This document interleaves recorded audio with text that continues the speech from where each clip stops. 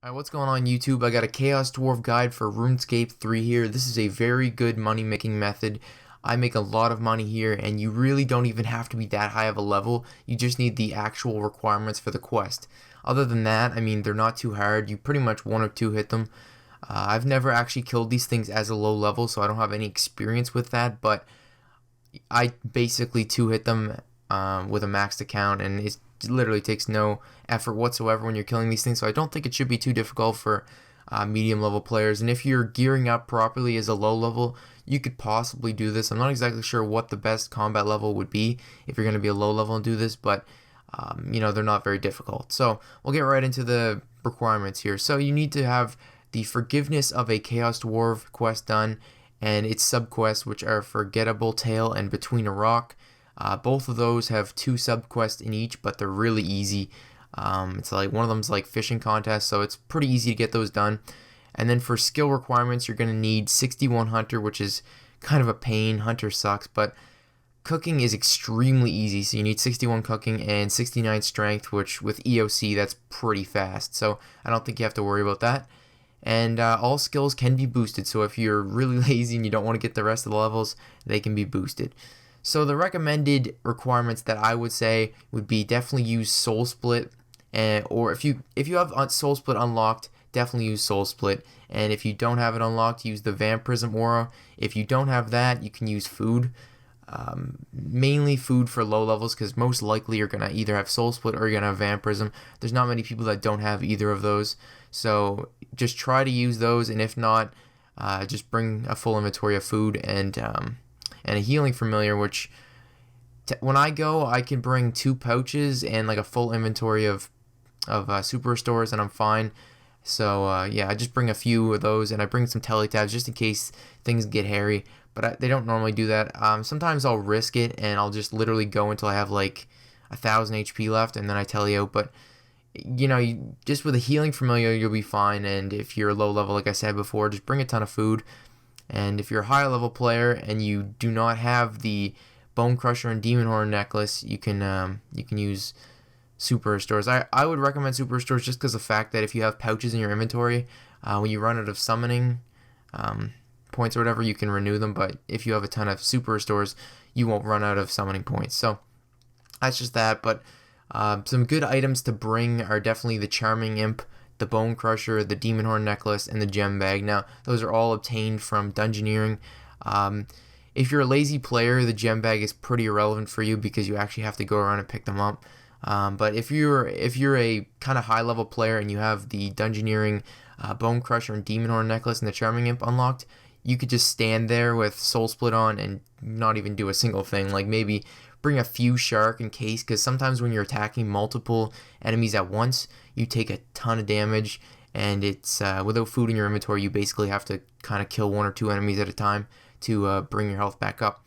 So another key thing I would point out would be if you don't already have a medium clue in your bank, when you get one from these guys, it's gonna be a yellow beam. When you get a golden beam, when you get one, keep it in your inventory. Just throw it in the bottom of your inventory or something, because you're gonna get a ton of medium clues with how fast you're killing these things and the number of them you're killing. So it's gonna be constant gold beams everywhere, and you're gonna get heart attacks like left and right because you think it's gonna be a dragon pickaxe. This is just, one thing I just want to point out to you guys, because it can get frustrating when you think you get a dragon pickaxe and it's like, nope, medium clue scroll. But also another thing that I would add is change your golden beam with death, change it to 50,001 GP. That way you will not get any golden beams other than the dragon pickaxe and the medium clues. But if you have one on you or in your bank, you don't need to worry about that because they won't pop up anymore. And also 50,001 GP protects you from getting golden beams for the spirit gems. Now obviously if you want spirit gems you can put it at 50,000, but I don't like to see those things glowing, because when I go to a place like this where it's a big amount of money I can make, I don't want to see any golden beams other than the big prize. So there's just that, and other than that, use EOC Mage AoE abilities, or you can use range. It really doesn't matter. I like using Mage because one of the dwarves, I think it's just the ones with the hammers or whatever, I forget what their weapon is, like a sword or something, but those guys are weak to water spells, and you can you can just use water spells and just constantly use like chain and dragon breath and stuff, and you'll just do a crap ton of damage, eliminating a ton of them all at once, and it's very quick. So those are just a few recommended requirements that I think are very good for this, for these guys. So in the background, you'll see it's just a path to get to the Chaos Dwarves if you've never been there before, which most likely you haven't. So just follow the path on screen. I would recommend bringing a Ring of Wealth. Honestly, it doesn't help. It doesn't give you a boosted chance at getting the pickaxes, but it just makes it easier to get to the Grand Exchange. And wearing a different ring is kind of pointless because the Chaos Dwarves really don't do too much to you, and you one hit or two hit them. So it's not that big of a deal if you wear a ring without bonuses. I just like it because it's easier for me to get back to the Grand Exchange after I go bank, after I'm done a trip.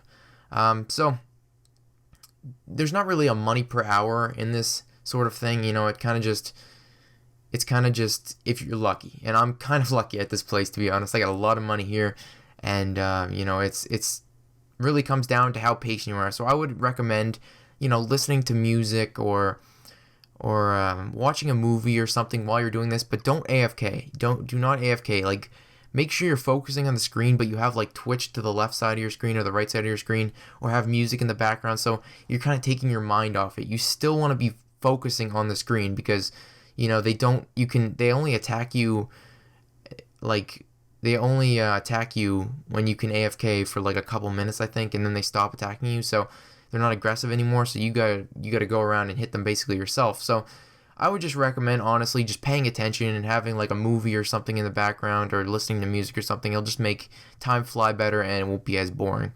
And one more thing, as you see in the clip right there, there's a guy called the Raptor. It's an NPC that goes around the world killing random mobs, and for some reason he comes to Chaos Dwarves, and it's really annoying. It honestly really is.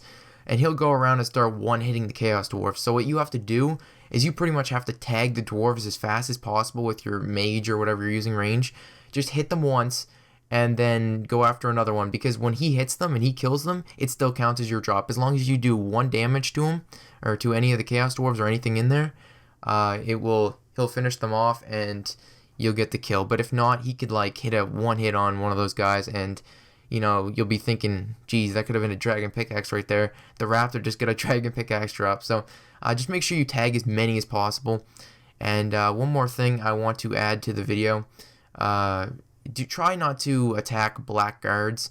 Now, obviously, if you're using AoE abilities, you're going to be hitting a ton of them. But if you can try to avoid them, because they do not drop any dragon pickaxes. The only things that drop dragon pickaxes are all the Chaos Dwarves and the Dwogers. Those are the only things that drop it. So the black guards are just a nuisance, and for some reason they hit pretty hard with their range compared to everything else in the room. So if you're getting hit pretty hard and you don't understand where you're getting hit from, try looking across the room. There's probably like 9 guards shooting at you with their crossbows. But I hope you guys enjoyed the guide. You know, this is my first guide ever. I'm trying to do something here that I'm used to, because I'm at these things quite a bit. So let me know in the comment section what you guys want to see for the next guide. I'm not much of a bosser, so I can't really help you guys on like PVM guides or anything, but I'm more of a skiller, or if there's a certain type of video you guys want me to make, I can see if I can do it. So I hope you guys enjoyed it. I hope this helped you out a ton, and I will catch you guys in the next one. Peace out.